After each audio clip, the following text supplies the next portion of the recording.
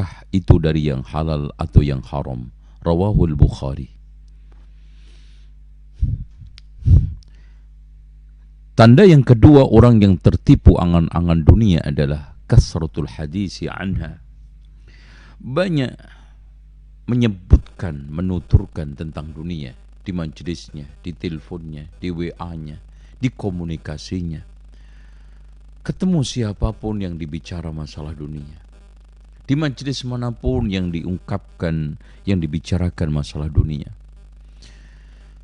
Bahkan ornamen kehidupannya selalu dihiasi dengan duniawi. Yang muamalahnya selalu menonjol keduniaannya.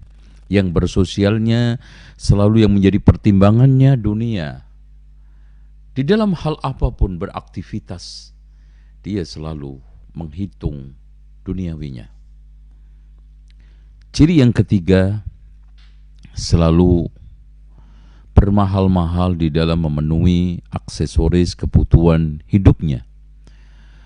Kalau tas tidak trendy nggak mau, kalau sekarang ini peralatan rumah tangga nggak bermerek nggak mau. Bahkan arlojinya, kacamatanya selalu memilih merek yang paling tinggi. Dan yang selanjutnya nomor 3, tanda orang tertipu angan-angan dunia. Ya, ini kita temukan di kalangan banyak orang, sudah mendominasi, ya, di mana orang yang tertipu dengan angan-angan dunia itu selalu hidupnya dikungkung, dibikin takut oleh dunianya.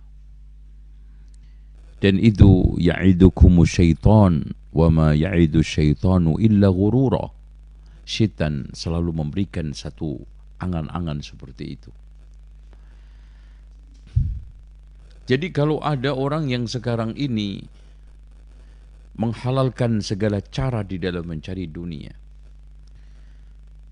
majlisnya dan kegiatan hidupnya selalu dihiasi dengan pembicaraan dunia, dan yang selalu bermahal-mahal di dalam masalah memenuhi kebutuhan hidup dan ketakutan di dalam menghadapi realita kehidupan, maka itu adalah orang yang tertipu angan-angan dunia. Kita kembali lagi ke dalam kitab Ta'ammaltu Ahwal al-Fudala. Setelah saya renungkan dengan baik kondisi orang-orang mulia dari masyayikh, asatid, ulama, dan mereka-mereka orang-orang yang diberikan kelebihan Allah dari sisi keilmuan.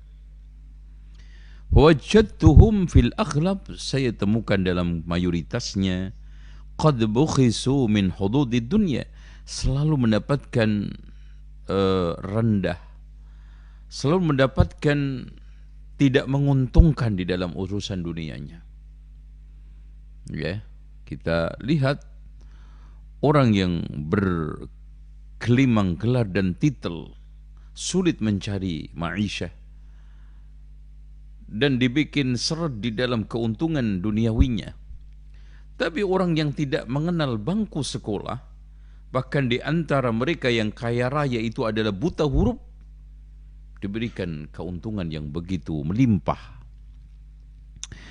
Karena memang Rasulullah SAW mengatakan di dalam hadis yang dikeluarkan oleh Imam Ahmad, disahihkan oleh para ulama, di antaranya adalah Syekh Nasruddin Al-Albani, Inna Allaha yu'ti ad-dunya man yuhib wa man la yuhib. Allah Subhanahu wa ta'ala memberikan dunia kepada orang yang dia cintai dan tidak cintai. Bahkan kalau kita lihat bagaimana Qarun, hartanya yang digunakan kudang menyimpan hartanya itu, kuncinya diangkut orang 8 lebih tidak kuat. Sampai umatnya yang tertipu dengan angan-angan dunia tersebut mengatakan di dalam surat Al-Qasas, yang Allah Subhanahu wa ta'ala berfirman, falamma kharaja ala qaumihi fi zinatihi Qarun keluar di tengah kaumnya. وَقَالَ الَّذِينَ يُرِيدُونَ الْحَيَاةَ الدُّنْيَا, orang-orang yang menginginkan kehidupan dunia, ya laita lana mithla ma utiya Qarun, aduhai seandainya aku diberikan sesuatu yang telah dikaruniakan kepada Qarun, innahu ladzu hadzin azim, dia memiliki satu bagian harta kekayaan yang begitu besar dan melimpah. Kadang di antara kita tertipu dengan kekayaan sebagian orang-orang kafir. Bahkan kita minder sehingga kita salah-salahkan agama kita. Karena urutan orang-orang kaya di dunia didominasi orang kafir. Urutan orang-orang kaya di Indonesia didominasi orang-orang yang kafir. Bahkan mungkin mereka tidak memiliki agama sama sekali. Kalau memiliki agama, agamanya sama sekali tidak bisa kita banggakan. Ternyata kita tidak memiliki itu. Kita kecewa, ya.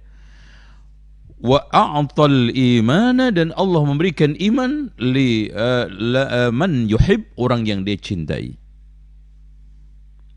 Yang benar kaumnya Qarun yang mengatakan wabtaghi fima ataka Allahu daral akhirah wa la tansa nasibaka minad dunya.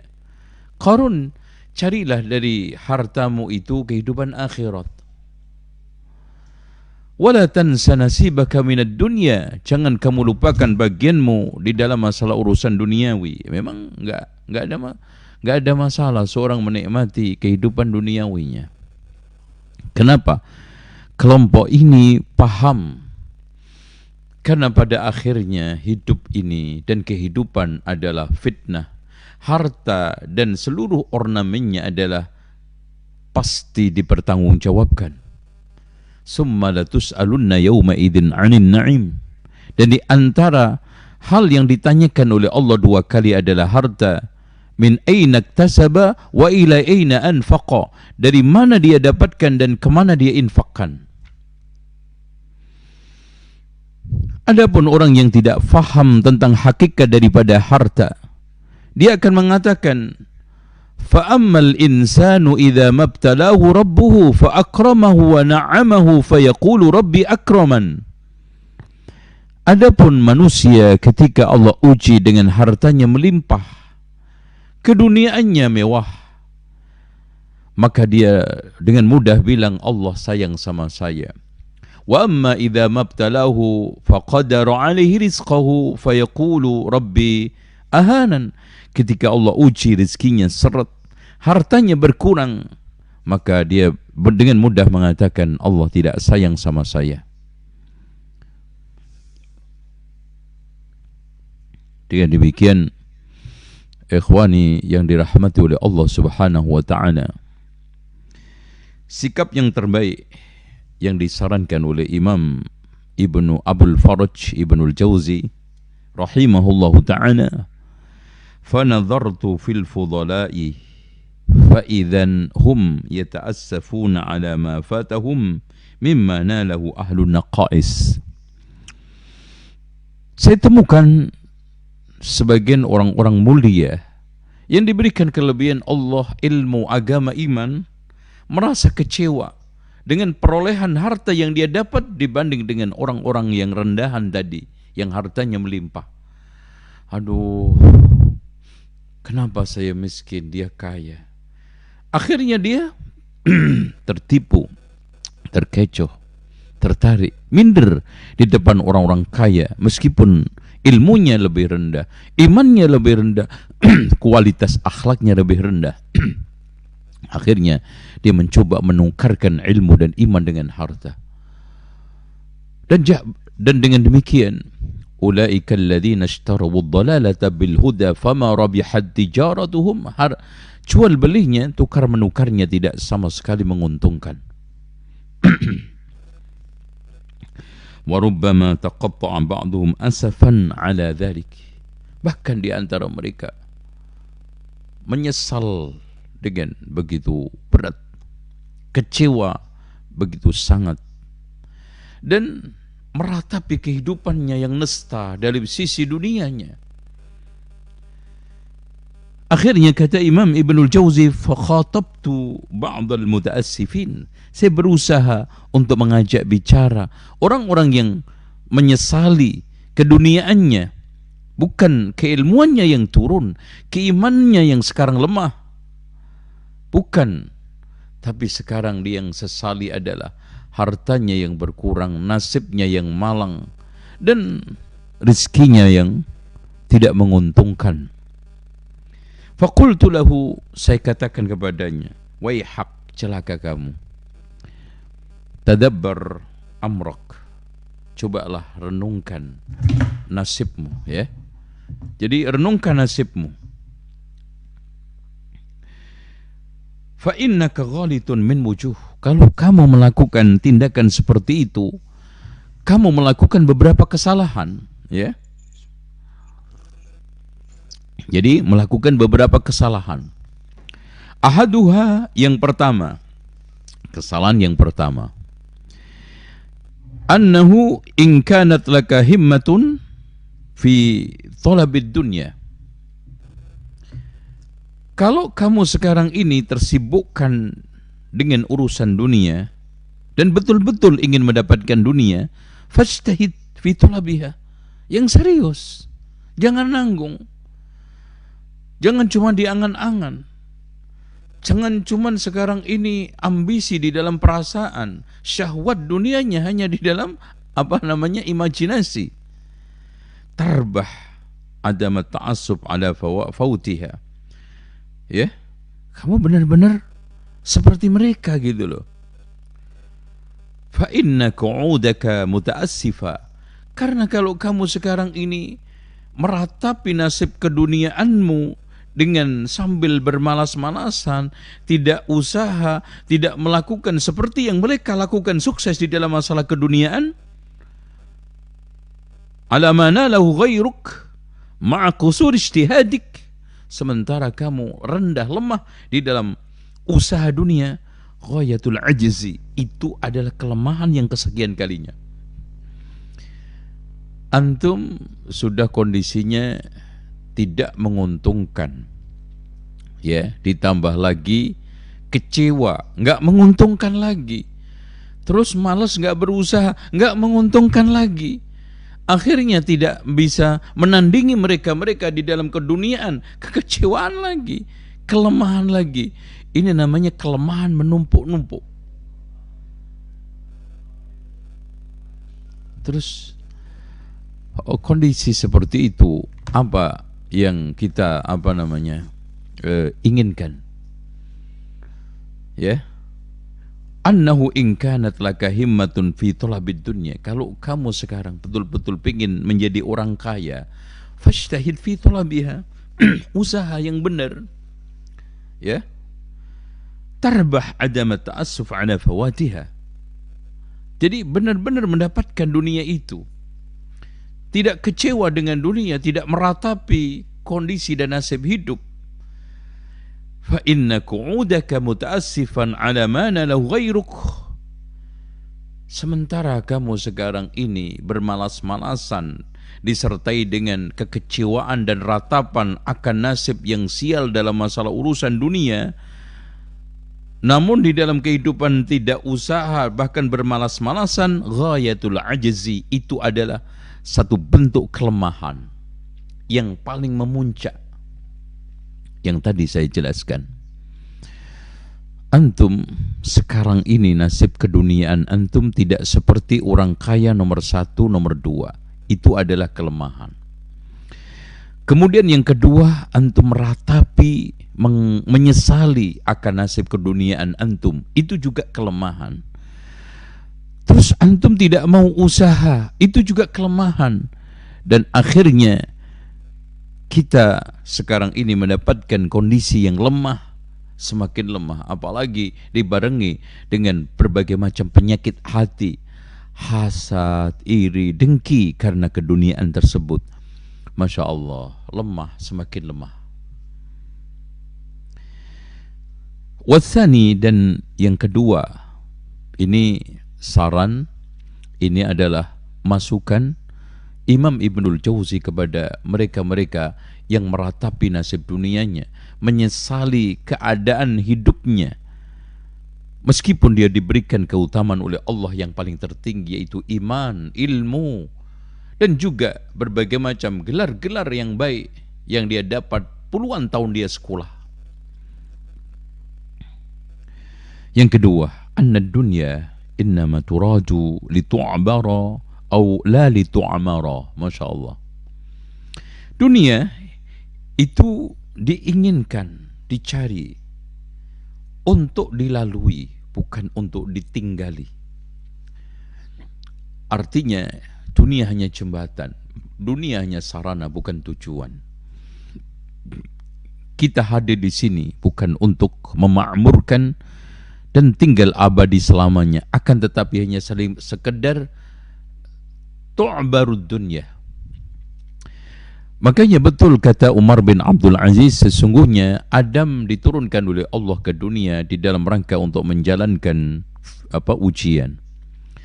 Namanya ujian gak ada yang lama, ujian nasional, lihat, dengan berbagai macam persiapan yang menegangkan. Proses yang begitu membuat kita capek, menunggu dengan penuh kebingungan, kegundahan. Setelah itu selesai, setelah itu kita akan pindah ke alam lain, yaitu dunia, ini akhirat. Makanya Abu Hamid Al-Ghazali di dalam hal ini mengumpamakan manusia di dalam penyeberangan ini seperti naik kapal kemudian singgah. Di dalam proses persinggahan tersebut, dia hanya ingin sekedar menghilangkan berbagai macam kejenuhan, mencari angin, refreshing, kemudian kembali lagi mendapatkan satu tempat duduk yang paling bagus. Ada yang kedua, mencoba untuk mencari bebatuan. Syukur-syukur ada yang memberi menjual sesuatu untuk oleh-oleh. Tapi dengan segera dia ingat bahwa kapal ini akan berlayar, maka dia kembali dengan membawa berbagai macam oleh-oleh atau perkara-perkara yang dia cari tadi untuk dibawa ke alam akhirat. Perjalanannya otomatis ada beban. Orang yang ketiga ternyata lalai bahwa dia sedang singgah. Kemudian akhirnya menyelam ke dalam dasar laut untuk mencari mutiara dan mencari berbagai macam bebatuan yang unik dan indah, tersilaukan dengan berbagai macam kekayaan laut dan juga berbagai macam keunikan-keunikan pantai. Akhirnya dia hampir saja ditinggalkan kapal tersebut. Dia bergegas dengan membopong berbagai macam keuntungan dunianya. Dia mencoba untuk mengangkut berbagai macam hal-hal yang selama ini dicari di dasar laut dengan kerepotannya. Dan akhirnya dia mendapatkan tempat di belakang, bahkan mungkin berdiri, bahkan di dalam keadaan sengsara, dan bahkan katanya pemilik kapal, barang-barang ini tidak boleh dibawa ke dalamnya ya Bu ya. Akhirnya kita buang begitu saja. Kita tinggalkan itu kekayaan yang kita cari dengan berbagai macam persaingan, saling jegal-menjegal, dengan cara saling menghalalkan segala menghalalkan yang diharamkan oleh Allah Subhanahu wa taala. Akhirnya keluarga kita, harta kita tinggalkan. Tidak ada satupun yang kita bawa. Bukankah itu kerugian di atas kerugian? Makanya kata Rasulullah sallallahu alaihi wasallam, yaqulu ibnu Adam mali mali. Anak Adam mengatakan, hartaku, hartaku. Walaysa laka minal mal illa ma akalta faqad afnaita wa ma labista faqad ablaita wa ma tasaddaqta faqad abqaita. Wahai anak Adam, sesungguhnya kamu tidak memiliki harta kecuali 3. Yang kamu makan suatu ketika akan menjadi kotoran, yang kamu pakai suatu ketika akan lecek, yang kamu sedekahkan akan menjadi simpanan. Makanya betul kata Rasulullah SAW, kita ketika seorang dihantarkan ke kuburan diikuti 3, amalnya, keluarganya, hartanya. Kembali harta dan keluarganya yang ikut amalnya. Dan faman ya'mal misqala dzarratin khairan yarah wa man ya'mal misqala dzarratin syarran yarah. Wa hadha huwa alladhi yadulluka alaihi ilmuk wa yablughuka fahmuk. Itu kesadaran yang kamu dapatkan dari ilmu-ilmu kamu, yang kamu dapatkan dari pemahaman kamu, yang ditunjukkan oleh ilmu kamu dan pemahaman kamu, bahwa dunia ini sementara, bahwa dunia ini tidak abadi, bahwa dunia ini hanya sekedar sarana, bahwa dunia itu fitnah. Itu yang menunjukkan ilmu kamu, yang memberikan adalah pemahaman kamu. Kenapa kita terkecoh akhirnya?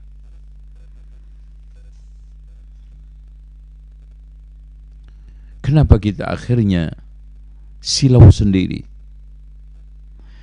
Wa hadha huwa alladhi yadulluka 'ala ilmuka wa yablughu fahmuka. Pemahaman kamu yang menghantarkan ke sana, ilmu kamu yang memberikan petunjuk ke arah sana, bahwa dunia ini adalah hina, seperti yang dikatakan oleh Rasulullah SAW, seperti bangkai kambing yang cacat. Dunia ini adalah fitnah. Wa'lamu annama amwalukum wa auladukum fitnah. Dunia ini hanyalah sementara.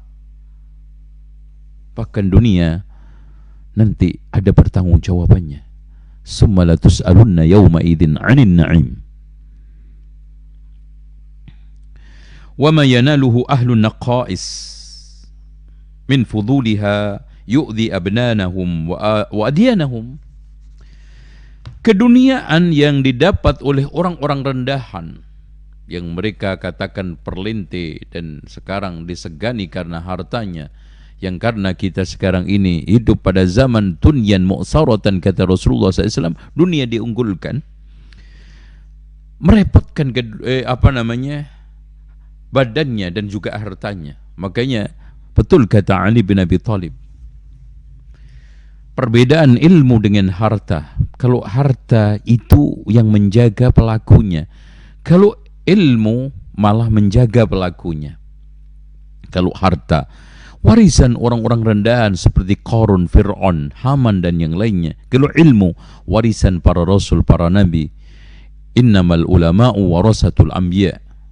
Fa innal anbiya lam yuwarisu dinaran wala dirhama, walakin warasul ilma, faman akhadha bi faqad akhadha bihadhin wafir. Jelas. Dan innama yakhshallaha min ibadihi ulama. Orang yang paling takut kepada Allah adalah ulamanya. Kenapa? Kenapa kita jadinya minder di depan mereka, sementara kita lebih mulia, lebih tinggi? Yarfa'illahu alladhina amanu minkum walladhina utul ilma darajat. Allah mengangkat orang-orang yang beriman dan orang yang memiliki ilmu beberapa derajat di atas semua orang. Kata Imam Ibnu Hazm di dalam kitab Al-Akhlaq Wasir, kalau seandainya tidak ada keutamaan di dalam mencari ilmu kecuali orang-orang bodoh menghormati dia, orang-orang pintar menghargai dia, dan orang-orang awam menaruh perhatian kepada dia, maka cukup mendorong kita untuk mencari ilmu. Tapi lebih daripada itu, bahkan Abu Hamid Al-Ghazali di dalam kitab Ihya-nya, ilmu adalah penghantar manusia ke dalam kebahagiaan abadi, yaitu al-akhirah. Kalau memang begitu, kenapa kita minder dengan keilmuan kita, dengan keimanan kita, dengan keutamaan yang diberikan oleh Allah Subhanahu wa taala, dengan harta yang menyibukkan kehidupan, yang merendahkan harga diri, yang menghilangkan kesucian. Bahkan karena harta mereka rela melacur, karena harta mereka kehilangan air mukanya dengan meminta-minta. Karena harta mereka diantaranya mencoba untuk menghalalkan segala cara, tidak mempertimbangkan maslahat dan keberkahan untuk anak cucunya. Karena harta, dia kehilangan wibawa, kehormatan dan jabatannya. Karena harta, mereka akhirnya tersiksa di neraka. Apakah itu yang kita cari? Otomatis tidak. فَإِذَا عَرَفْتَ ذَلِكَ, kalau kamu sudah paham hal itu, ثُمَّ تَأَسَّفْتَ على فقد ما فقده أصلح لك, kemudian kamu meratapi akan hilangnya harta, bahkan hilangnya harta, tidak adanya harta di tangan antum itu lebih maslahat.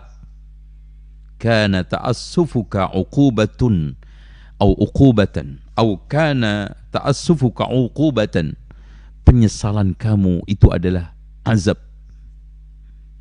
Kekecewaan kamu itu adalah azab dari Allah. Ratapan kamu akan nasib sial kamu di dalam masalah dunia ini adalah azab tersendiri. Alama ta'lam al-maslahatu fi bu'dih, ya, lita'assufika alama ta'lam al-maslahah fi bu'dih, ya, jelas lebih maslahat, lebih jauh dari fitnah, lebih jauh daripada azab, kamu jauh dari dunia tersebut. Makanya Rasulullah SAW mengatakan, lal faqru akhsha alaikum, bukan kemiskinan yang aku takutkan atas kalian, walakin akhsha alaikum ad-dunya an tubsatu alaikum ad-dunya fatunafisuha kama tanafasuha fatuhlikukum kama ahlakathum. Demi Allah, bukan aku takutkan kemiskinan atas kalian, yang aku takutkan adalah melimpahnya kekayaan atas kalian. Akhirnya kalian bersaing, kalian lupa daratan, akhirnya kalian dihancurkan oleh harta sebagaimana umat-umat dulu dihancurkan oleh hartanya. Faqna bidzalika adzaban ajila, akhirnya kamu puas dengan azab yang disegerakan. In salimta minal adzabil ajil, seandainya Anda selamat dari azab nanti di akhirat. Nasallallahu al-afiyah. Karena wa'lamu annamal hayatud dunya, kata Allah Subhanahu wa ta'ala, wadrib lahum mathal hayatid dunya kama'in anzalnahu minas sama'i fakhtalata bihi nabatul ardi fa asbaha shiman tadru riyah. Jadi harta datangnya seperti air, perginya datangnya seperti angin, perginya seperti air. Kemudian Anda menyesali hal itu adalah azab yang disegerakan oleh Allah, yang sebelumnya yang nantinya kalian akan diazab oleh Allah. Seandainya kalian tidak diazab oleh Allah, itu sudah cukup menjadi azab. Yang ketiga yang kita ingin sampaikan kepada antum, annaka qad alimta bakhsa haddil adami fil jumlah min mata'imid dunya wa ladzatiha. Annaka qad alimta bakhsa haddil adami, kamu tahu kan, dengan ilmu kamu, dengan proses belajar kamu yang panjang, harusnya pemahaman kamu, ilmu kamu memberikan satu pencerahan, dan sudah menjadi memberikan pencerahan bahwa seluruh keuntungan duniawi ini adalah hina. Satu hadis Rasulullah cukup untuk memahamkan itu. Ketika ada dua sahabat yang melewati suatu jalan bersama Rasulullah SAW, kemudian menemukan bangkai kambing cacat. Rasulullah katakan, ambillah ya Rasulullah, hidup saja saya enggak berminat, apalagi membangkai. Dunia lebih hina daripada ini. Itu ilmu kamu menunjukkan seperti itu, pemahaman kamu menunjukkan seperti itu, agama kamu memberikan satu pemahaman seperti itu. Hina. Seluruh mata'imid dunya waladzatiha, kelezatannya, ya, dan berbagai macam ornamennya, semuanya adalah fata morgana. Semuanya akan sirna, semuanya tidak akan ada bekasnya. Karena kullu man 'alaiha fan. Tidak ada sesuatu yang bertahan. Tidak ada sesuatu yang kita bawa ke akhirat. Bil idhafa ilal hayawanil bahim. Kalau memang gitu, ada tambahan lagi. Kalau antum terkecoh dengan angan-angan dunia dan juga ikut seperti mereka, maka Anda masuk ke dalam kelompok hayawan al-bahim. Ulaika kal an'am. Antum rela dengan keilmuan antum, kemuliaan antum, ketakwaan antum, keimanan antum, akhirnya jatuh ke dalam derajat ulaika kal an'am. Mereka itu seperti hewan ternak. Bal hum adall, bahkan lebih parah. Li'annahu yanalu dzalika aktsaru miqdaran ma'amnin. Kenapa? Karena mereka orang rendahan yang tidak memiliki kelebihan ilmu dan iman, mendapatkan harta lebih banyak daripada kamu, disertai dengan kenyamanan. Nyaman mereka. Wa anta ayyuhal alim, ayyuhal asatid, ayyuhal masyayikh, kamu wahai para ulama, para ustadz, para masyayikh, tanaluhu, mendapatkan harta, ma'a khaufin, disertai dengan ketakutan, wa qillati miqdarin, dan juga tidak banyak yang dia dapatkan. Bukankah ini kerugian lagi yang antum dapatkan? Fa idza du'ifa hadduka min dzalika li jinsika kana dzalika lahiqan bil hayawanil bahim. Seandainya kamu bisa mendapatkan harta berlipat ganda, melebihi daripada yang didapat orang-orang awam tadi, maka antum menyusul tingkatannya tingkatan hewan, bukan tingkatan ulama yang mulia tadi. Min jihatin annahu yushghiluhu dhalika an tahsilil fadail, sehingga kamu tersibukkan dari perkara-perkara rendahan.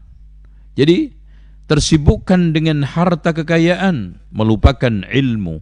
Tersibukkan dengan usaha mencari harta yang berlebihan, daripada sekarang ini berdakwah. Tersibukkan dengan berbagai macam pilar-pilar kehidupan, keduniaan, dan kita bergelimang dengan syahwat dan keuntungan sesaat, melupakan keuntungan akhirat yang abadi.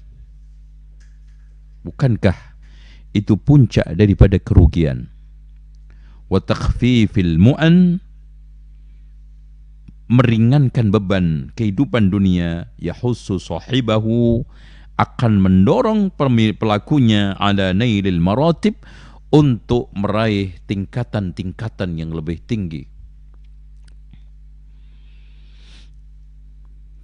Ikhwani yang dirahmati oleh Allah, di akhir ada closing yang diberikan oleh Imam Ibnul Jauzi, ya. فَإِذَا آثَرْتَ مَعَ قِلَّةِ الْفُضُولَ, ya. Kalau kamu lebih mengutamakan dunia, padahal mendapatkannya tidak banyak, adalah al-fudul, itu kesia-siaan, kerendahan. Utta ala ma alimta bil izra, dan itu adalah kehinaan dan penghinaan. Fashinta ilmak, kamu merendahkan ilmu kamu sendiri. Wa dallalta ala ikhtilati ra'yik, dan kamu tunjukkan kerendahan akhlak ini, ra'yu kamu, akal kamu.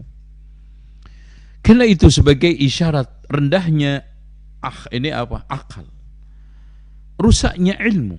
Di mana orang sudah diberikan karunia oleh Allah kelebihan iman, takwa, ilmu, sementara memilih sesuatu yang rendah, itu adalah tanda rusaknya ilmu dan juga campur aduknya otak kita, sehingga terjadi kerusakan di sana. Ikhtilatur ra'yi.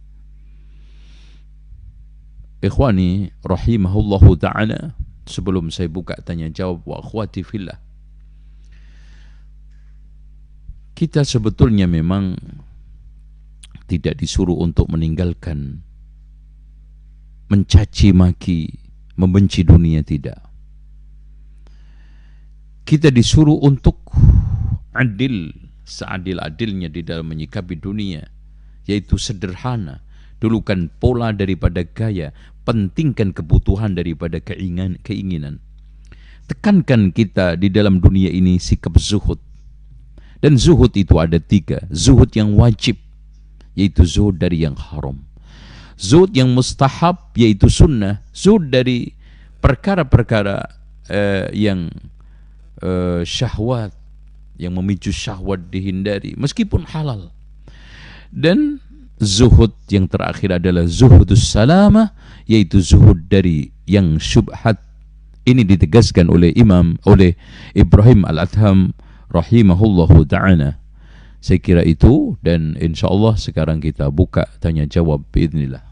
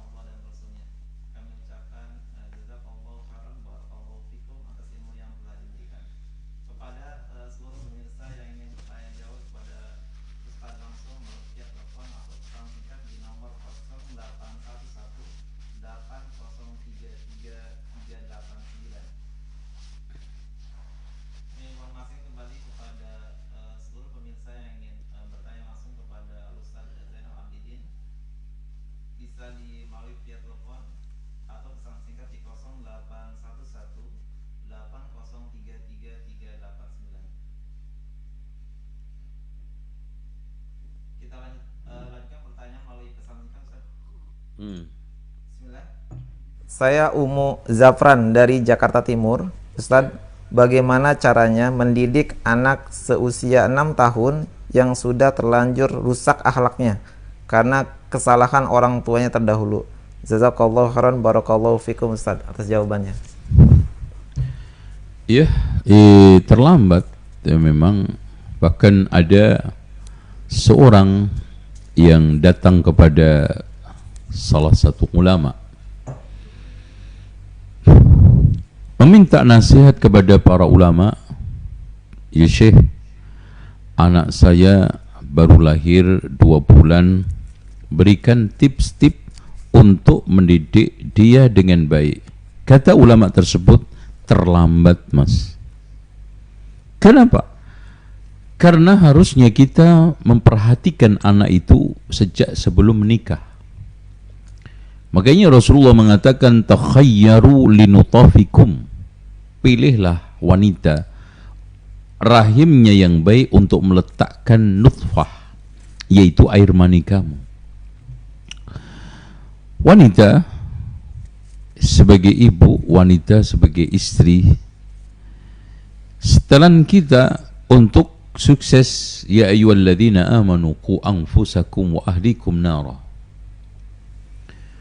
Meskipun terlambat, ya kita tidak boleh frustasi, karena di dalam pandangan Islam seorang mukmin itu tidak boleh frustasi.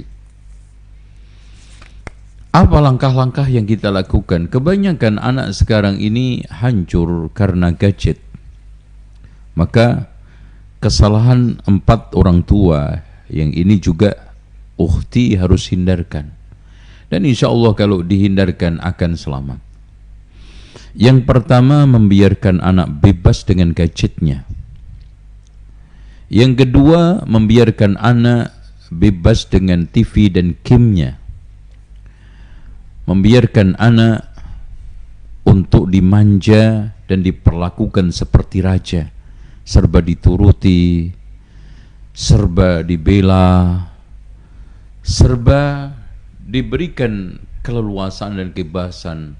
Dan yang keempat, selalu dijadikan sebagai sasaran kesalahan.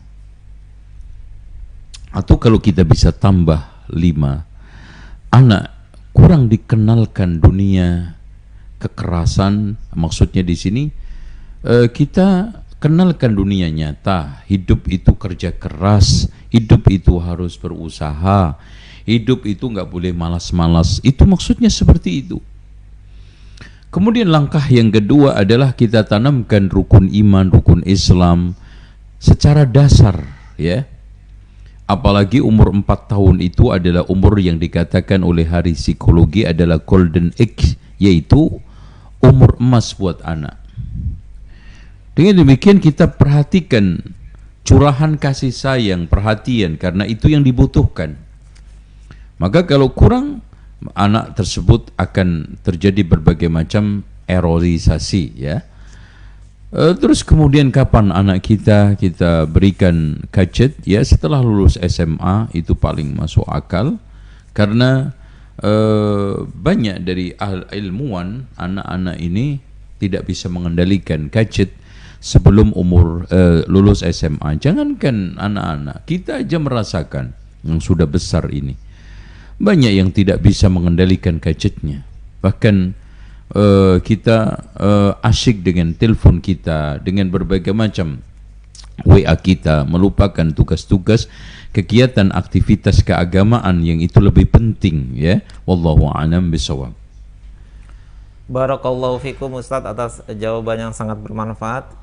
Kami informasikan kembali kepada seluruh pemirsa yang ingin bertanya langsung kepada Ustadz bisa melalui via telepon atau pesan singkat di 0811 8033389.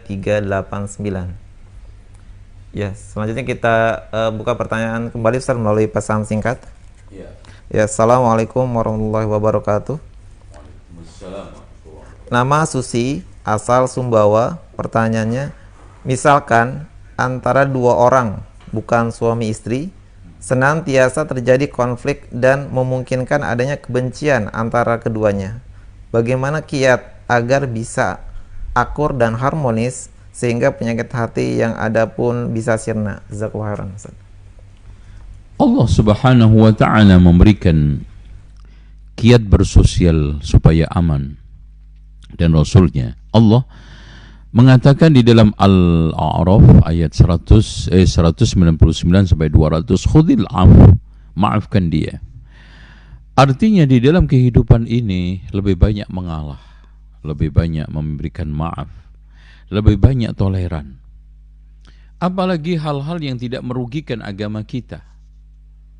Khudil af wa'mur bil urfi. Terus kita konsen di dalam mengajak kepada kebaikan, memberikan satu jalan-jalan menuju kebaikan. Tapi kalau sekarang kita takut dengan dekatnya itu rusak, wa'arid 'anil jahilin, maka berpalinglah dari orang-orang bodoh. Artinya kita menjauh. Makanya Rasulullah sallallahu alaihi wasallam menegaskan dalam hadisnya, al-mu'minul ladzi yukhalitun nas. Orang mukmin yang bergaul sesama manusia, wa yasbir 'ala adahum, dan sabar atas gangguannya, khairun minal ladzi la yukhalitun nas wa la yasbir 'ala adahum. Lebih baik daripada enggak sabar, enggak mau nyampur. Itulah kiat tips bagaimana kita itu bergaul. Dan intinya kita harus bergaul dengan orang soleh. Karena al-mar'u 'ala dini khalilihi, orang itu tergantung agama temannya. Rasulullah mengumpamakan teman yang baik seperti penjual minyak, tidak beli dicoleki kena baunya. Teman yang buruk seperti pandai besi, tidak kena apinya, debunya atau bau badannya. Dan Rasulullah sallallahu alaihi wasallam juga memberikan satu ungkapan bahwa Imam Malik memberikan satu ungkapan, temanmu adalah ucapannya mengajak pada kebaikan, perbuatannya menunjukkan alam akhirat. Jadi ucapannya menunjukkan kepada kebaikan, perbuatannya mengarahkan kepada akhirat. Itu kata Imam Malik rahimahullahu ta'ala, wallahu a'lam bishawab. Jawaban yang sangat bermanfaat. Silakan kami informasikan kembali kepada seluruh pemirsa yang ingin bertanya langsung kepada Ustadz melalui via telepon atau di pesan singkat di 0811 8033389. Ya, silakan. Kita lanjutkan kembali Ustadz pertanyaan melalui pesan singkat. Assalamualaikum warahmatullahi wabarakatuh Ustadz. Waalaikumsalam warahmatullahi wabarakatuh. Ana diajak ikut acara bid'ah. Haul bapak anak rahimahullah sama ibu anak. Pernah anak tolak langsung ibu anak nangis. Apakah anak berdosa? Lalu bagaimana cara yang baik untuk menolaknya Ustaz? Mohon jawabannya Ustaz. Barakallahu fikum. Silakan Ustaz. Tidak ada satu durhaka bila itu untuk kebaikan dan kebenaran. Makanya Sa'ad ibn Abi Waqqas membuat orang tuanya itu kecewa sampai mengancam mogok makan karena saat masuk Islam tidak dinyatakan oleh Rasulullah sallallahu alaihi wasallam durhaka. Terus kemudian bagaimana caranya? Ya, kita sebetulnya langkah utama pertama sebelum kita bertindak, al-ilmu qabla al-qawli wal-amal, kepada diri kita, kepada ibu kita. Berarti mengilmukan diri kita, mengilmukan orang tua kita. Kelemahan kita itu adalah ujuk-ujuk. Tiba-tiba kita melakukan action. Tiba-tiba kita melakukan tindakan yang mengagetkan. Memang kita tidak ingkari bahwa hal itu merupakan suatu kebanggaan, bukan hanya kebiasaan. Budaya yang membanggakan, tradisi yang bermanfaat menurut mereka, tradisi yang menjadikan orang itu masuk surga. Ini di dalam benak mereka. Nah, ini kita harus cairkan. Kita harus jelaskan. Makanya di sini disebutkan la yahdiyallahu bika rajulan wahidan khairun laka min humrin na'am. Kalau seandainya ada orang mendapatkan petunjuk lantaran kamu satu saja, itu lebih baik daripada dunia seisinya, daripada harta yang termewah, kendaraan yang termahal. Dengan demikian saya sarankan kepada yang bertanya dan siapapun, hendaknya segala sesuatu mendahulukan penjelasan. Al-ilmu qabla al-qawli wal-amal. Fa'lam annahu la ilaha illallah. Menjelaskan akidah, bertindak kaitannya dengan akidah harus didahului dengan ilmu. Ilmu buat kita, ilmu buat orang tua kita. Wallahu a'lam bissawab. Barakallahu fikum Ustaz atas jawabannya. Kami informasi kembali kepada pemirsa yang ingin bertanya langsung kepada Al-Ustaz bisa melalui via telepon di 0811 8033 389. Ya, belum ada via telepon yang masuk Ustaz. Kita lanjutkan kembali pertanyaan melalui pesan singkat. Bismillah. Ana mau bertanya Ustaz, apakah berhutang atau minjam uang untuk pernikahan termasuk berhutang yang dibolehkan dalam Islam Ustaz? Jazakallahu khairan. Sebetulnya hutang itu untuk kebutuhan apa saja, kebutuhan agama, contoh untuk akikah, untuk kurban. Adapun untuk haji, para ulama melarangnya karena syarat daripada haji adalah al-istita'ah, kemampuan finansial dan kemampuan perjalanan. Walillahi 'alan nasi hajjul baiti man istata'a ilaihi sabila. Utang untuk biaya anak kita sekolah, hutang untuk hal-hal yang sifatnya wajib, tapi tidak disarankan hutang di dalam hal-hal yang memenuhi kebutuhan sekunder, apalagi tersier, dan itu akan membawa kepada kecelakaan. Karena hutang itu pada akhirnya, kata Rasulullah SAW, nafsul mu'min mu'allaqatun bidaini hatta yuqda'an. Jiwa seorang mukmin tergadai oleh utangnya sampai dibayar. Dan hutang itu menjadi beban nanti di dunia dan akhirat. Karena sampai pernah Rasulullah SAW tidak menyolatkan seorang yang mati memiliki hutang 2 dinar. Dan nanti ada orang yang rohnya ditahan di depan pintu surga karena punya hutang. Bahkan ada orang yang membawa berbagai macam amal kemudian habis karena untuk membayar hutang. Ya, makanya Rasulullah SAW menegaskan bahwa siapa yang memiliki satu kezaliman atas saudaranya, maka akan diambilkan dari kebaikannya. Kalau sudah habis, maka diambilkan keburukannya. Ya, wallahu a'lam bishawab. Waalaikumsalam Ustaz atas jawabannya. Ya.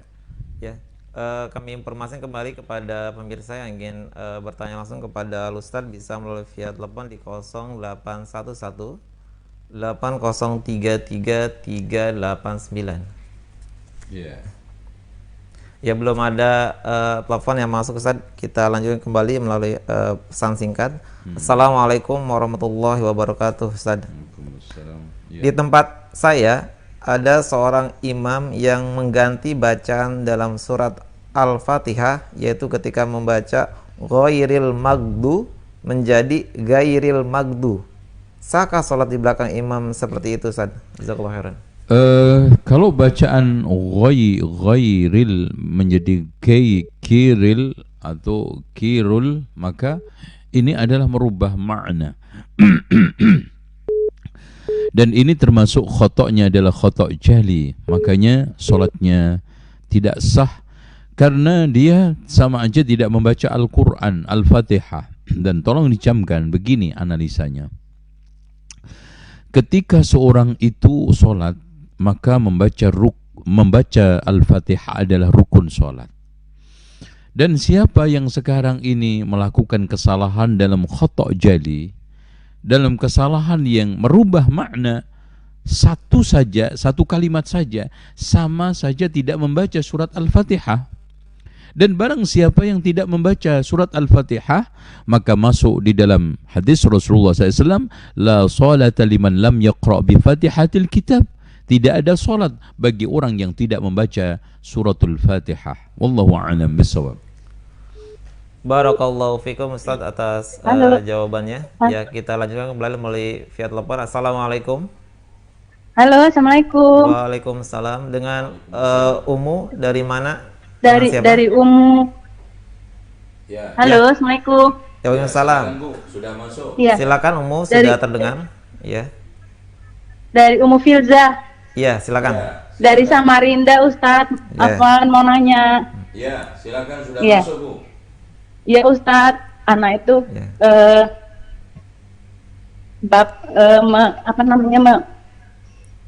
memelihara kedua orang tua. Ya. Jadi Ya. bapak anak itu ini Ustadz masih kejawennya itu sangat ini banget kena Ustadz. Jadi anak minta saran, beliau itu sering menafsirkan apa yang dia katanya dulu belajar makrifat seperti itu loh Ustadz. Iya, iya. Jadi anak itu sebagai anaknya itu harus bagaimana Ustaz untuk kelompoknya. Takut juga kalau seandainya kita menentang atau gimana. Jadi selama ini setiap anak hanya diam dan berusaha untuk akhlak kita aja Ustaz gitu aja. Sudah cukup. Iya. Jadi saya itu bingung Ustaz kayak apa untuk. Iya, kita sudah tangkap Umu pertanyaannya. Ya. Iya. Iya. Ya. Afwan, syukron jazakallahu. Wa iyyakum. Ya, Assalamualaikum. Waalaikumsalam warahmatullahi wabarakatuh. Ya, silakan Ustaz. Perlu diketahui bahwa orang tua dengan berbagai macam kelebihan dan kekurangannya, kita harus tetap dudukkan sebagai orang tua. Tidak boleh kita bersikap kasar, tidak boleh kita tidak santun, tidak boleh kita sekarang ini mengumbar berkebanyakan akhlak yang buruk. Bahkan Imam As-Suyuti mengatakan pintu su'ul khotimah itu banyak, tapi didominasi oleh 4 perkara. Yang pertama adalah durhaka kepada kedua orang tua. Yang kedua, kecanduan khamr, apalagi narkoba. Yang ketiga, menyanyiakan sholat. Yang keempat, senang melecehkan kehormatan sesama kaum muslimin dengan cara ghibah, fitnah, dan juga namimah. Nah, Kalau memang begitu, kita harus menepati satu cara. Fabima rahmatin minallahi linta lahum. Kita harus lin, sopan, santun, senyum, sapa, salam harus menjadi bagian daripada muamalah kita dengan orang tua. Dengan itu orang tua akan luluh, mudah-mudahan akan sadar. Langkah yang keduanya setelah itu kita coba menguasai ilmu dulu, belajar lebih kuat, belajar menguasai ilmu lebih padat, sehingga kita akan bisa lebih argumentasi, lebih bisa dialog secara elegan, lebih bisa berdakwah lebih bagus. Karena berdakwah tanpa ilmu menghancurkan, merusaknya itu lebih besar. Makanya siapa saja yang berdakwah, beramal tanpa dasar ilmu akan lebih menghancurkan. Nah, setelah kita menguasai itu, langkah yang ketiganya kita sering komunikasi, sering mendekati, ya, diskusi-diskusi ringan, ya, dengan kadar wa khatibin nas ala qadri uqulihi, ya, ajaklah orang itu bicara sesuai dengan kadar otaknya. Dari situlah kita akan pelan-pelan mencairkan, minimal kita mencoba mendapatkan alasan kenapa dia melakukan itu. Kemudian langkah yang berikutnya terakhir adalah kita mendoakan kepada Allah. Seperti yang dilakukan oleh Abu Hurairah, yang ketika mental mendakwai ibunya, yang ketika sudah merasa patah arang di dalam mengajak ibunya masuk Islam, dia datang juga kepada Rasulullah, ya Rasulullah, doakan orang tua saya supaya masuk Islam. Dan dia juga berdoa kepada Allah. Akhirnya Allah membukakan pintu dia. Dan kalau kita bisa tambah yang terakhir, nomor 5 adalah sabar dan lapang dada terus menerus menghadapi hal ini. Karena lapang dada dan kesabaran itu kita bisa berlaku seimbang, berlaku adil, tidak emosi di dalam menghadapi perkara ini. Kalau langkah-langkah ini kita lakukan, orang tua kita belum mendapatkan hidayah, maka kita tidak berdosa karena kita sudah berusaha untuk berdakwah. Wallahu a'lam bishawab. Barakallahu fikum Ustaz atas jawaban yang sangat bermanfaat. Kami informasikan kembali kepada seluruh pemirsa yang ingin bertanya jawab langsung kepada Ustadz bisa melalui via telepon di 0811 8033 389. Ya, selanjutnya kita lanjutkan kembali Ustadz melalui pertanyaan pesan singkat. Bismillah, Assalamualaikum Ustadz, saya Yansina dari Lampung Selatan mau bertanya, apa hukumnya jika kita disuruh menanami ladang tetangga lalu hasilnya dibagi 2? Itu termasuk riba atau tidak Ustaz? Jazakallahu khairan. Tidak riba, ini adalah namanya kalau kita bisa bilang, bisa masuk ke dalam syirkah, bisa masuk ke dalam murabahah, ya, atau mudharabah, ya. Intinya di sini riba itu begini, kalau saya meminjam uang, umpamanya 50 juta, dengan konsekuensi agunan sawah. Nah, sawahnya ini digarap oleh orang yang meminjamkan uang kepada saya, ya. Ini namanya riba di situ. Tuh. Tapi kalau sekarang kita berserikat kongsi, saya punya sawah, lo kelola ya, nanti hasilnya separuh-separuh. Ya, berdasarkan kesepakatan al-muslimuna ala syurutihim, orang muslim itu tergantung kesepakatan yang dibuat. Ya, tentang masalah kesepakatan prosentasinya umpamanya. Berapa? 60, 40, 70, 30. Kemudian kesepakatan pembiayaannya, ya. Karena nanti pembiayaan itu akan berpengaruh kepada pembagian. Umpamanya saya sudah modal sawah aja, Mas. Ya otomatis di sini bagian prosentasi dia akan lebih kecil ketimbang sekarang dia modal pupuknya, obatnya dan bibitnya. Sementara yang mengelola itu hanya modal tenaganya. Ini harus kita dudukkan secara adil, proporsional, Ya, dengan demikian insyaallah muamalah kita adalah muamalah yang sah, muamalah yang halal biiznillah. Wallahu a'lam. Barakallahu fikum Ustaz atas jawabannya. Silakan kepada pemirsa yang ingin bertanya langsung kepada Ustaz bisa melalui via telepon di 081180333389. Ya, kita lanjutkan kembali Ustaz melalui pertanyaan pesan singkat. Assalamualaikum warahmatullahi wabarakatuh Ustaz. Bolehkah menerima lamaran dari seorang ikhwan sufi? Mohon penjelasannya Ustaz. Jazakallahu khairan. Perlu ditegaskan bahwa pernikahan itu adalah kongsi dalam kebaikan penuh dengan kesetiaan, dalam suka duka, untung rugi, dalam rangka memantik kebahagiaan dunia akhirat.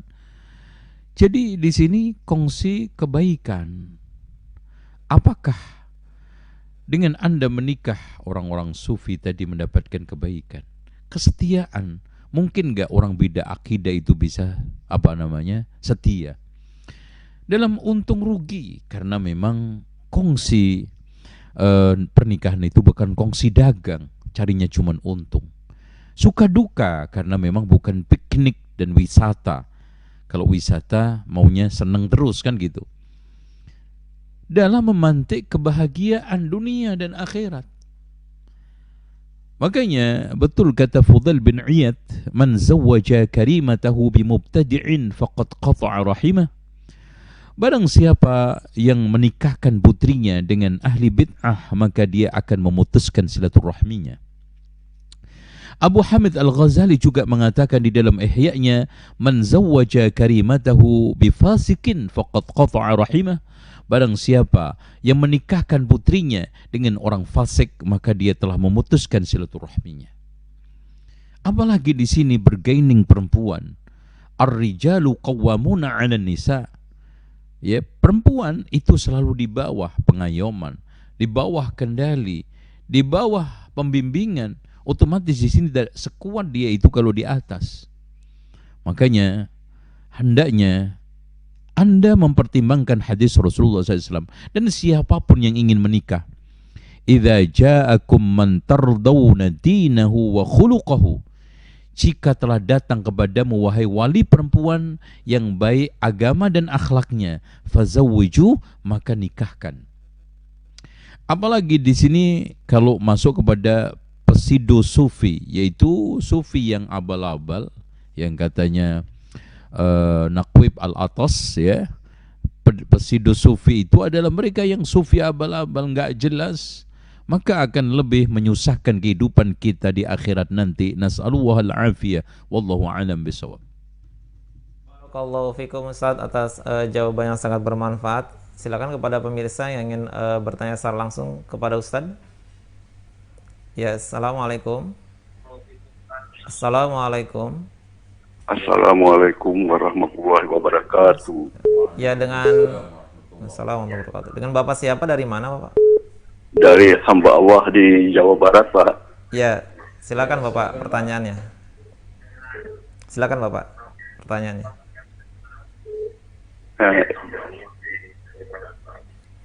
Ya, mohon follow. Assalamualaikum Pak Ustadz. Ya. Saya ingin bertanya tentang masalah. Ya. Ya, mohon maaf Bapak, tolong volume TV-nya dikecilkan. Ya, silakan Bapak. Tentang masalah sholat jenazah. Ya. Silakan Bapak. Jika seseorang Muslim meninggal dunia,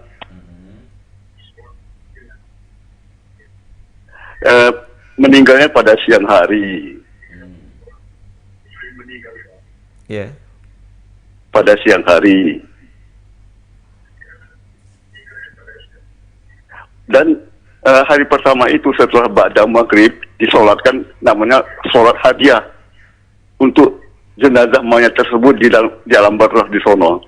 Apakah itu ada dalam syariahnya atau ajarannya? Minta penjelasan Pak Ustadz. Ya Bapak, terima kasih banyak Pak atas pertanyaannya. Ya, cukup Bapak? Ya, terima kasih Bapak. Ya. Terima Allah kasih. khair. Baik. Assalamualaikum. Perlu diketahui saudaraku seiman yang dirahmati oleh Allah, salat itu adalah ibadah individual absolut yang tidak bisa dihadiahkan kepada siapapun dan tidak juga bisa diwakilkan kepada siapapun. Tolong diperhatikan ya, ada satu kaidah. Mana saja ibadah yang tidak bisa diwakilkan, maka dihadiahkan juga nggak bisa. Puncaknya adalah sholat. Kalau bisa diwakilkan, maka bisa. Seperti haji bisa diwakilkan, zakat bisa diwakilkan, sedekah ya. Makanya Rasulullah SAW membolehkan bersedekah untuk sang mayit. Tapi kalau sholat ini di dalam Al-Quran dan Sunnah tidak ada satupun penjelasan implisit apalagi eksplisit ada seorang sahabat atau Rasulullah menganjurkan orang menghadiahkan sholat kepada orang yang telah meninggal dunia. Dan di dalam kaidah usul fikih, seluruh ibadah yang tidak bisa diwakilkan maka juga tidak bisa dihadiahkan. Makanya dari sini juga Al-Quran, membaca Al-Quran adalah ibadah yang tidak bisa diwakilkan, maka tidak bisa dihadiahkan. Maka menurut pendapat yang kuat, menghadiahkan pembacaan Al-Quran itu adalah lemah ya. Karena membaca Al-Quran adalah ibadah individual yang tidak bisa diwakilkan. Salat tidak bisa diwakilkan, zikir tidak bisa diwakilkan. Umpamanya zikir pagi sore, Mas, anak capek, lo wakilin ya, nanti anak ganti deh nanti minggu depan. Nggak bisa. Makanya seluruh ibadah yang tidak bisa diwakilkan maka dihadiahkan kepada orang lain juga tidak bisa. Termasuk apa? Salat, termasuk apa? Zikir, termasuk apa? Membaca Al-Quran. Wallahu a'lam bishawab. Barakallahu fikum Ustaz atas jawabannya. Kita lanjutkan kembali melalui via telepon. Assalamualaikum. Assalamualaikum Bapak atau Ibu. Waalaikumsalam warahmatullahi. Iya. Dengan Bapak siapa, dari mana Bapak? Ya, mohon maaf terputus. Ya, kami informasikan kembali bagi pemirsa yang ingin bertanya langsung kepada Ustadz bisa melalui via telepon. Assalamualaikum. Allah dari Kalimantan. Iya Bapak. Ya, silakan Bapak pertanyaannya. Mohon maaf, suara TV-nya tolong dikecilkan Bapak. Halo, assalamualaikum. Ya, silakan Bapak, sudah terdengar Bapak. Silakan pertanyaannya. Ya, mohon maaf Bapak terputus. Kami informasikan kembali kepada pemirsa yang ingin bertanya jawab langsung kepada Al-Ustadz bisa melalui via telepon di 0811 8033 389. Silakan yang ingin bertanya jawab langsung kepada Al-Ustadz. Ya. Ya Bapak, silakan. Ya, assalamualaikum. Waalaikumsalam. Iya, dengan Ibu siapa, dari mana Ibu? Iya, saya dari Purwokerto. Iya. Iya. Silakan Ibu Iya, pertanyaannya. saya mau nanya ya, Iya, silakan. Pak Ustadz. Saya mualaf. Saya mualaf ya. Waktu bapak saya meninggal, saya kan yang cuma saya talqin dengan la ilaha illallah. Apakah itu sudah ayah-ayah sudah menjadi Islam? Dan saya boleh mendoakan sekarang ya. Terima kasih Pak Ustadz jawabannya. Iya, terima kasih banyak atas pertanyaannya. Jazakallah. Baik. Silakan Ustaz. Terima kasih, Masya Allah. Nampak yang saya tangkap, ibu ini mu'allaf dan orang tuanya mengakhiri hidupnya dengan la ilaha illallah, begitu ya. Ya, ditalqin dengan la ilaha illallah. Kalau memang dia bisa mengucapkan, maka muslim insya Allah. Dalilnya, ada seorang yang membunuh 100 kali. Kemudian setelah itu dia bertaubat atas nasihat seorang ulama. Dia disuruh pindah ke satu tempat yang orang-orang beribadah kepada Allah Subhanahu wa taala. Maka dia belum sempat beramal, mati di tengah jalan. Kemudian menjadi perebutan malaikat azab dan rahmat. Akhirnya beda satu jengkal lebih dekat kepada tempat yang dia ingin tuju. Akhirnya dia masuk surga. Di sana juga ada hadis Rasulullah SAW yang disahihkan oleh Syekh Nasruddin Al-Albani. Ada orang yang dimasukkan ke dalam surga yang tidak memiliki amal yang dia suguhkan, kebaikan yang dia suguhkan, hanya mengucapkan la ilaha illallah. Maksudnya di sini mereka yang memang melakukan tidak ada kesempatan kecuali hanya mengucapkan la ilaha illallah. Dan Rasulullah SAW juga mengatakan, man kana fi akhiri kalamihi la ilaha illallah dakhala al-jannah. Barang siapa yang di akhir kalimatnya mengucapkan la ilaha illallah, dia akan masuk surga. Demikianlah, mudah-mudahan Allah Subhanahu wa taala memperbaiki keimanan, ketakwaan ibu, dan juga Allah Subhanahu wa taala menerima keislaman orang tua. Dan secara umum, secara dasar, insya Allah boleh didoakan, karena dengan mengucapkan syahadah la ilaha illallah itu sebagai tanda-tanda orang itu masuk Islam. Wallahu a'lam bishawab. Barakallahu fikum Ustadz atas jawabannya. Kita lanjutkan kembali melalui via telepon. Assalamualaikum. Waalaikumsalam. Iya, dengan Bapak siapa, dari mana Bapak? Dari Jawa Timur, Trenggalek. Iya Bapak. Silakan Bapak pertanyaannya. Itu Pak, mananya penyembelihannya orang kafir itu halal atau haram? Iya. Ya itu saja Bapak. Terima kasih. Assalamualaikum. Iya, sama-sama Bapak. Waalaikumsalam warahmatullahi wabarakatuh. Silakan Ustaz. Perlu diketahui bahwa sembelihan orang kafir itu kita harus bagi menjadi dua. Ahlul kitab itu halal berdasarkan firman Allah surat Al-Maidah. Ya, wa ta'amul ladzina utul kitaba hillul lakum. Ta'am di sini sepakat ahli tafsir yang dimaksudkan adalah sembelihan. Karena seluruh daging itu adalah termasuk adalah mat'am. Makanya ketika Rasulullah menegaskan orang yang berdoa wa mat'amuhu haram, adalah masuk terdepan adalah sembelihan. Adapun sekarang ini sembelihan selain ahlul kitab, maka masuk ke dalam umumnya ayat-ayat hadis Rasulullah yang melarang kita untuk memakan sembelihan orang-orang kafir, sehingga mereka tidak mengucapkan bismillah, mereka paganisme dan yang lainnya. Dengan demikian, sembelihan itu ada dua macam. Kalau sembelihan orang kafir itu dari ahlul kitab, maka adalah halal. Kalau sekarang selain ahlul kitab, maka adalah haram, karena masuk kepada asalnya sembelihan orang-orang kafir itu adalah tidak menyebutkan bismillah, dan seluruh sembelihan yang tidak menyebutkan bismillah maka hukumnya adalah haram. Wallahu a'lam bishawab.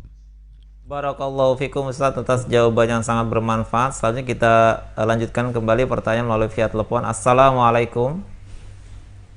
Mohon maaf terputus. Silakan bagi pemirsa yang ingin pertanyaan jawab langsung. Iya. Assalamualaikum. Iya, silakan. Assalamualaikum warahmatullahi wabarakatuh. Dengan Bapak siapa, dari mana Bapak? Ya, silakan Bapak, pertanyaannya, silakan.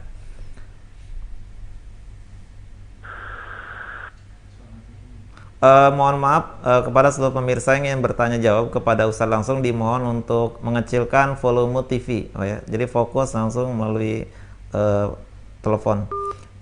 Mohon maaf terputus. Kita lanjutkan melalui pesan singkat Ustaz. Ya, silakan. Bismillah Ustaz, izin bertanya. Hamba Allah dari pemirsa Ahsan TV. Ana mempunyai keterbatasan fisik, kaki yang tidak sempurna. Bagaimana Ustadz agar ana istiqomah dalam menuntut ilmu agama, agar ana tidak merasa minder dalam keadaan ana yang sekarang, dan ana hanya bisa berdiam di rumah karena faktor kondisi. Apakah ana termasuk zuhud dunia? Jazakallahu khairan Ustadz. Perlu diketahui bahwa Allah Subhanahu wa taala menegaskan la yukallifullahu nafsan illa wus'aha. Allah tidak memberikan beban manusia di atas kemampuannya. Sehingga di dalam menjalankan agama Allah Subhanahu wa taala menegaskan fattaqullaha mastata'tum, bertakwalah kamu di dalam menjalankan perintah Allah, meninggalkan larangan Allah sebatas kemampuan kamu. Tentang masalah disabilitas kita, maka itu mendapatkan pertimbangan dari Allah sendiri kalau kita itu sabar. Kekurangan dunia karena juga keterbatasan tadi, Allah kalau sabar Allah berikan balasan juga. Dan itu bukan termasuk cacat dan kekurangan, ya. Dengan demikian insya Allah bahkan antum di atas kemuliaan dan kebaikan dari Allah Subhanahu wa taala. Tentang masalah kurangnya harta, insya Allah akan diganti nanti di akhiratnya. Wallahu a'lam. Barakallahu fikum Ustaz atas jawabannya. Silakan bagi pemirsa yang ingin bertanya langsung kepada Ustaz Zainal Abidin LCMM Hafizahullah. Ya, silakan. Ya. Assalamualaikum. Waalaikumsalam warahmatullahi wabarakatuh. Dengan Bapak Saya siapa? mau mengulang pertanyaan saya tadi, Ustaz. Oh iya. Yang masalah penyembelihan orang kafir itu tidak sholat, tapi waktu menyembelihnya membaca basmalah. Itu bagaimana, Ustaz? Orang kafir tapi nggak sholat maksudnya apa, Pak? Orang muslim nggak sholat gitu? Assalamualaikum warahmatullahi wabarakatuh. Oke. Ini kayaknya mungkin yang ditanya adalah orang muslim yang kemudian dianggap kafir karena nggak sholat, gitu mungkin ya. Perlu diketahui bahwa orang seperti ini menurut pendapat yang sahih, kalau dia tidak pernah sholat sama sekali, meskipun dia menyembelihnya membaca bismillah, maka sembelihannya adalah tidak halal. Tapi kalau dia itu kadang sholat kadang tidak, maka insya Allah masih dihukumin muslim dan akhirnya sembelihannya adalah halal. Ini bersama ikhtilaf di antara para ulama. Soalnya halal haramnya satu sembelihan itu tergantung statusnya. Di sini ada perbedaan sangat variatif di kalangan para ulama. Namun dikuatkan oleh Syekhul Islam Ibnu Taimiyah, siapa yang meninggalkan sholat secara total meskipun dia tidak dalam keadaan ingkar tapi ngakunya malas, maka tetap dihukumi dengan kafir. Kenapa? Nggak mungkin ada orang malas seumur hidup. Tapi kalau dia itu kadang sholat kadang tidak, maka masih dianggap muslim dan urusannya nanti di hadapan Allah diserahkan kepada Allah di akhirat. Dengan demikian status muslim itulah yang menyebabkan status sembelihannya itu juga sembelihan muslim. Akhirnya apa? Halal biiznillah. Wallahu a'lam bishawab. Barakallahu fikum Ustaz atas jawabannya. Silakan bagi pemirsa yang ingin bertanya langsung kepada Ustaz. Assalamualaikum. Assalamualaikum. Ya, assalamualaikum. Ya, tidak ada. Assalamualaikum. Silakan. Halo, Assalamualaikum. Ya, Assalamualaikum warahmatullahi wabarakatuh. Dengan Bapak siapa, dari mana Bapak? Dari Pak Devizon, Tasikmalaya. Ya, silakan Bapak pertanyaannya. Ya, Assalamualaikum Ustaz. Waalaikumsalam. Assalamualaikum warahmatullahi wabarakatuh. Ya, silakan Bapak. Mau menanyakan tentang sholat malam, Ustaz. Ya, silakan. Saya suka melaksanakan sholat malam tersebut di waktu 3:30 Ya. atau jam 4 kurang. Itu termasuk di sepertiga malam enggak atau Ustaz? Itu saja yang saya tanyakan Ustaz. Mohon penjelasannya. Assalamualaikum warahmatullahi wabarakatuh. Assalamualaikum warahmatullahi wabarakatuh. Terima kasih Bapak atas pertanyaannya. Jadi perlu diketahui bahwa malam itu bagi menjadi 3. Kalau kita bicara masalah sepertiga terakhir kan. Kalau kita malam itu kita hitung sejak maghrib, maka jam 6 sampai nanti jam 4 terbit fajar. Atau kita mulai isya maka kita bisa hitung sepertiga terakhir itu mulai dari jam 1, jam setengah 2 sampai jam subuh. Makanya kalau kita bertanya apakah itu termasuk sepertiga terakhir, ya sangat masuk. Makanya di sini siapa saja yang sholat qiyamul lail dan juga termasuk berdoa kepada Allah Subhanahu wa taala dari mulai antara jam 1:30 sampai jam subuh, maka dia termasuk sholat atau berdoa di sepertiga terakhir.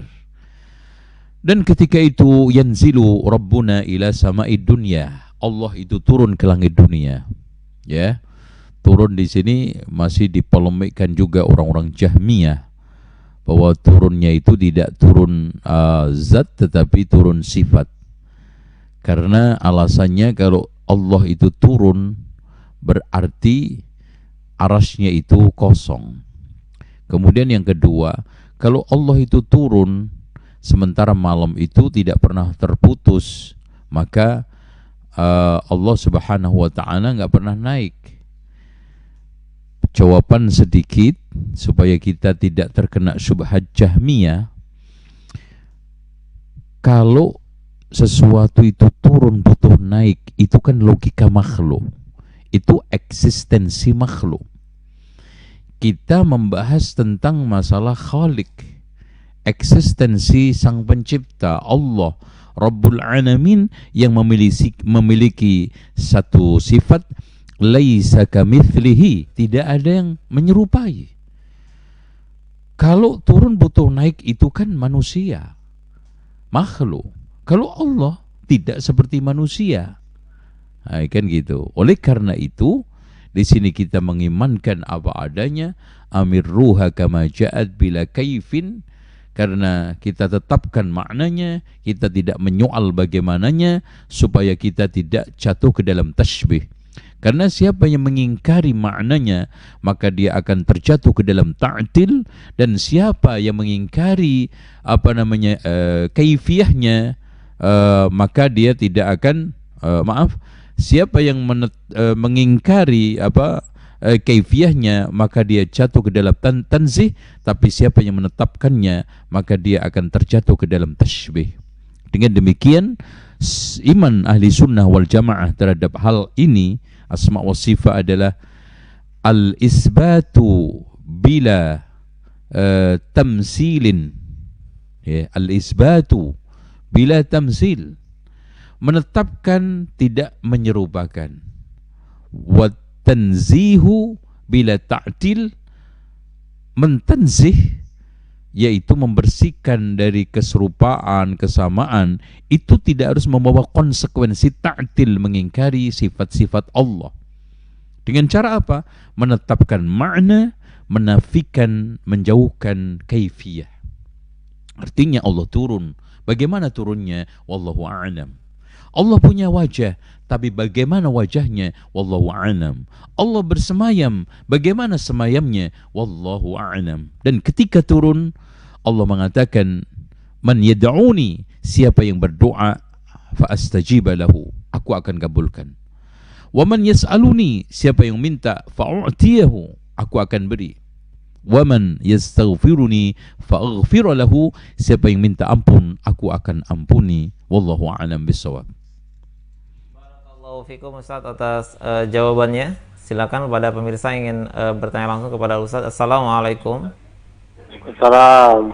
Ya, dengan Bapak siapa, dari mana Bapak? Bapak Heri di Palembang.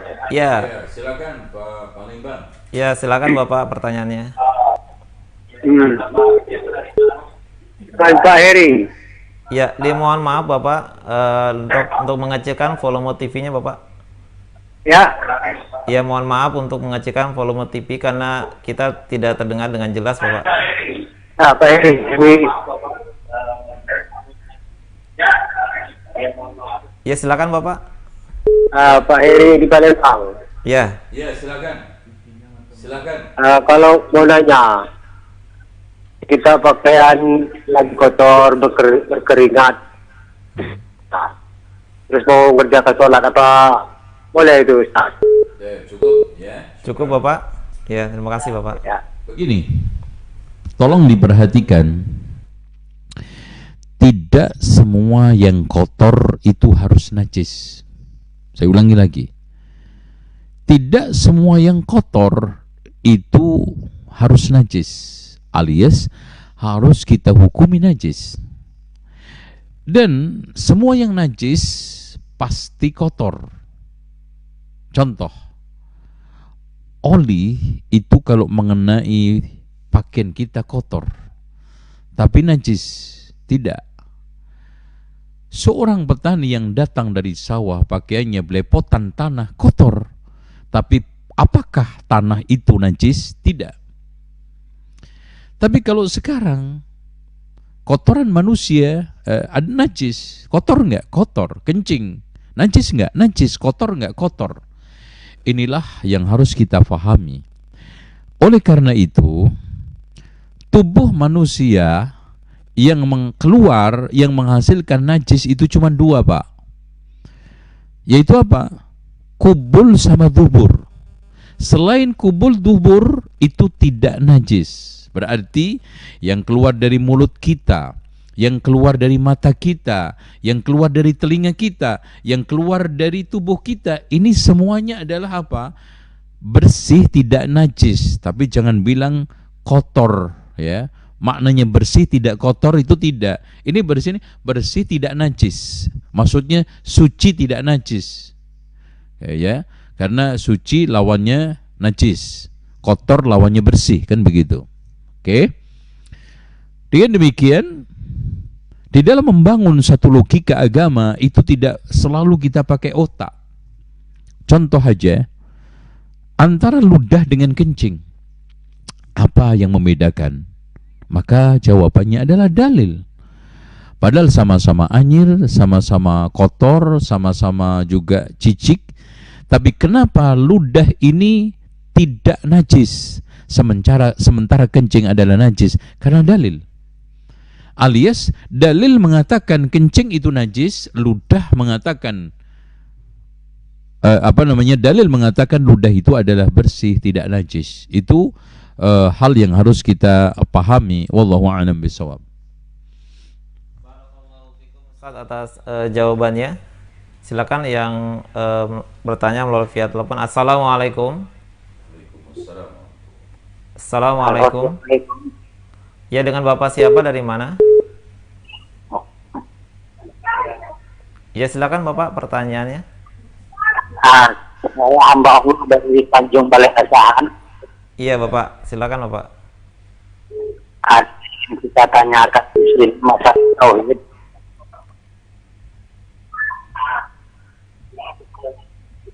Mohon maaf Bapak, suara Bapak terputus-putus Bapak, tidak terdengar dengan jelas. Tolong volume TV-nya dikecilkan Bapak. Ya, silakan Iya, kembali. Kita tanyakan begini nih. Wahai anak Adam, seandainya kamu datang padaku. Mohon maaf Bapak, pertanyaannya tidak bisa ditangkap Bapak. Tolong diulang kembali. Begini Pak. Ya. Wahai anak Adam, seandainya kamu datang kepadaku dengan dosa sepenuh bumi, Ya Bapak, ya. Ya, oke. sedangkan ketika meninggalkan dalam keadaan tidak mempersekutukan aku dengan suatu apapun, saya akan berikan ampunan kepada sepenuh bumi. Yang saya maksudkan di sini persekutuan itu ada berapa macam Ustaz? Assalamualaikum warahmatullahi wabarakatuh. Yang ditanyakan apa tadi? Mohon maaf Bapak, pertanyaannya yang ditanyakan apa Pak? Ya, intinya begini, saya jelaskan. Ini adalah keutamaan dan kelebihan tauhid. Rasulullah sallallahu alaihi wasallam mengatakan di dalam hadis qudsi, itu hadis qudsi, ya Adam, law ataitani bi qurabil ardi khataya thumma laqitani la tusyrik bi syai'a la ataituka, akan aku datang bikurabiha maghfiratan, saya akan balas kalau kamu ketemu aku tidak syirik kepada Allah dengan sepenuh jagat pengampunan. Artinya barang siapa yang sekarang ini datang kepada Allah dengan sepenuh jagat dosa, kemudian datang tidak menyekutukan Allah sama sekali, maka Allah akan balas sepenuh jagat dengan pengampunan. Allahu Akbar. Ini adalah keutamaan tauhid, dan masih banyak keutamaan tauhid kepada Allah Subhanahu wa ta'ala yang Allah sampaikan di dalam Al-Quran dan Rasulullah SAW sampaikan di dalam hadisnya. Wallahu a'lam bishawab. Barakallahu fikum Ustaz atas jawabannya. Silakan bagi pemirsa yang ingin bertanya langsung kepada Ustaz. Assalamualaikum. Waalaikumsalam. Iya, dengan Ibu siapa, dari mana? Dari Palembang ini. Iya. Silakan pertanyaannya. Mau tanya masalah ini, nah kan kalau kita tidak tahu harus tanya, kita bertanya ke ahli zikir. Nah, di sini di sekitar tempat saya ini banyak ada pengajian. Ya. Terus ini apa? Kita kalau istilahnya mau tanya ke masalah riba, masalah ini itu, bagaimana mau tanya? Sedangkan Pak Ustadznya saja semua itu pinjam ke bank konven. Jadi kita tidak itu kan mau tanya itu ya pasti dijawab boleh kalau minjam bank itu. Jadi kalau kita itu mendengarkannya, kita ngajinya lewat siaran televisi sunnah saja, apakah itu termasuk kita sudah bertanya ke ahli zikir? Itulah pertanyaannya. Terima kasih. Assalamualaikum. Wah. Jadi ahli riba. Oh, tip. Begini Ibu ya, pertanyaan bisa dilayangkan seperti ini juga kan, alhamdulillah Ibu ada solusinya.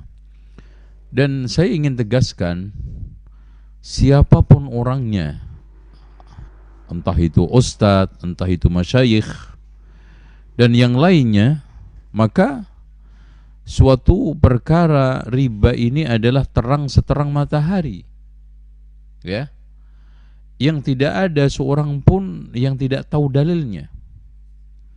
Kan sangat mudah kita temukan di dalam Al-Quran, yamhullahu riba wa yurbis sadaqat. Allah melumatkan riba, ngang banyak yang sedang yang sedikit. Allah di sini tidak membedakan, yamhullahu riba mutlak.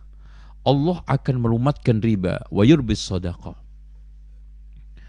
Dan Allah mengatakan wadharu ma baqiya minar riba, tinggalkan sisa-sisa riba. Dan di sini Allah dan Rasulnya tidak menjelaskan untung rugi maslahatnya apa. Bahkan Rasulullah SAW lebih tegas lagi mengatakan, ma min qaumin ahallu ar-riba waz-zina illa istahallu li anfusihim iqaban min indillah. Tidaklah ada satu kaum yang membenarkan riba, ya, melegalkan riba dan zina, melainkan dia telah menghalalkan dirinya untuk diazab oleh Allah Subhanahu wa ta'ala. Itu ya, soal masalah riba. Wallahu a'lam bishawab. Jawabannya. Selanjutnya kita buka pertanyaan melalui pesan singkat, Ustaz. Assalamualaikum warahmatullahi wabarakatuh, Ustaz. Ini dari Abu Zaita di Cinere. Mau bertanya, Ustaz, bagaimana menghadapi kehidupan dunia di masa pandemi seperti saat ini? Semua serba sulit, perekonomian anjlok, dan amalan apa yang harus diperbanyak? Jazakallahu khairan, Ustaz. Ya ikhwan, kita sekarang ini mengalami kurang dari 1 tahun.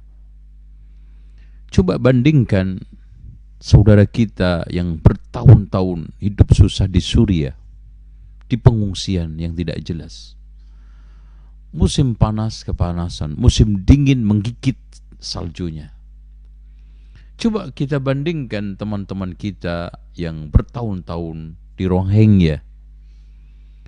Dan di sekitar kita juga mereka susah dalam kemiskinan seumur hidup. Kenapa mereka semua bisa bertahan? Karena satu, kesabaran dan ketawakalan. Wa ma min dabatin fil ardi illa 'ala Allahi rizquha. Tidaklah ada sesuatu yang melata di muka bumi melainkan Allah Subhanahu wa taala akan memberikan jaminan rizkinya.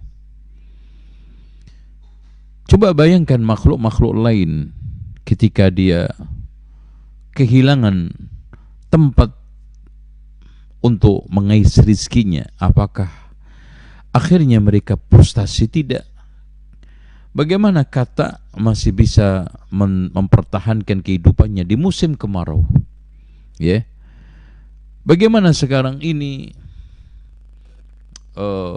bekicot dan yang lainnya bisa mempertahankan diri ketika musim kemarau? Bagaimana hewan-hewan yang di hutan sana masih bisa mempertahankan diri ketika hutannya dikunduli? Kalau memang hewan-hewan tersebut masih punya nalar dan insting untuk mempertahankan eksistensinya, tidak patah arang di dalam mencari rizkinya, meskipun kadang mustahil. Coba bayangkan kata rizkinya apa? Nyamuk. Karena berkat ketawakalan dia, kesabaran dia di dalam menghadapi kesulitan hidup, Allah Subhanahu wa taala berikan jalan keluar. Wa may yattaqillaha yaj'al lahu makhraja wa yarzuqhu min haitsu la yahtasib. Barang siapa yang bertakwa kepada Allah, maka Allah akan berikan jalan keluar dari kesulitan dan juga diberikan rezeki tanpa disangka-sangka. Terus amalan apa yang harus dilakukan oleh seorang hamba? Amalannya banyak sekali, kunci-kunci di dalam menghadirkan rezeki ini kembali. Di antaranya adalah beriman dan bertakwa. Dengan keimanan ketakwaan kita, insya Allah kita akan terus mendapatkan jalan keluar dari berbagai macam yang kita anggap otak kita buntu di dalam mengais rezeki. Kemudian yang kedua adalah bertaubat dan beristighfar kepada Allah. Karena memperbanyak istighfar dan bertaubat, kita akan diberikan oleh Allah keleluasaan. Bukankah Nabi Nuh memberikan satu ajakan untuk bertaubat? Faqultu astaghfiru rabbakum innahu kana ghaffara yursilis samaa'a 'alaikum midrara. Dijanjikan rizki oleh Allah. Kemudian yang ketiga adalah bersyukur dan bertawakal kepada Allah Subhanahu wa taala. Karena kata Allah, la in syakartum la azidannakum wa la in kafartum inna 'adzabi lasyadid. Katanya Fudail bin Iyad, berapa banyak nikmat yang hilang kembali lagi karena syukur kepada Allah Subhanahu wa taala. Kemudian yang keempat adalah membantu orang-orang susah dan lemah. Karena Rasulullah SAW mengatakan, abghuni fi du'afaikum, carilah ridhaku di dalam menyantuni orang-orang lemah di antara kalian. Apalagi Rasulullah SAW mengatakan, as-sa'i 'alal armalati wal masakin kal mujahid fi sabilillah wa kal qa'im bil laili was sha'im bin nahar. Orang yang menyantuni fakir, miskin dan janda seperti jihad di jalan Allah, qiyam di malam hari dan sha'im, puasa di siang harinya. Kemudian yang berikutnya adalah menyantuni para thalabul ilmi. Karena Rasulullah sallallahu alaihi wasallam pernah didatangi oleh seorang yang adiknya sibuk belajar, dia sibuk mencari harta. Rasulullah SAW katakan apa? Barangkali kamu diberikan rezeki oleh Allah berkat menuntut ilmunya adik kalian. Dengan demikian, cara-cara ini, amalan-amalan ini yang bisa menghadirkan kembali rezeki, mempermudah jalannya rezeki biidznillah. Wallahu a'lam bishawab. Alhamdulillah, tadi pertanyaan terakhir karena kita dibatasi oleh waktu. Kami mohon maaf kepada pemirsa yang telah bertanya melalui pesan singkat atau telepon. Kami belum bisa layani. Insya Allah kita lanjutkan di pertemuan yang akan datang. Kepada Al-Ustaz, silakan memberikan kesimpulan kajian pada siang hari ini. Baik. Demikian, alhamdulillah, akhirnya kita sampai pada penghujung acara dengan tema tertipu angan-angan dunia. InsyaAllah kita akan lanjut kembali membacakan kitab Saidul Khatir karya Abul Faraj Imam Ibnul Jauzi rahimahullahu ta'ala dengan tema-tema yang menarik. Mudah-mudahan Allah jadikan ilmu yang kita pelajari hari ini bermanfaat dan Allah mengajarkan kepada kita ilmu-ilmu yang bermanfaat. Semoga pertemuan kita pertemuan yang dirahmati Allah dan perpisahan kita perpisahan yang dilindungi oleh Allah dari keruh hati dan perpecahan. Allahumma 'allimni ma yanfa'uni wanfa'ni bima 'allamtani rabbi zidni ilma. Allahumma salli wa sallim wa barik ala nabiyyina Muhammad. Subhanakallahumma wa bihamdika asyhadu an la ilaha illa anta astaghfiruka wa atubu ilaik. Wa sallallahu ala Muhammad wa ala ali Muhammad. Alhamdulillahirabbil alamin. Wassalamu alaikum warahmatullahi wabarakatuh.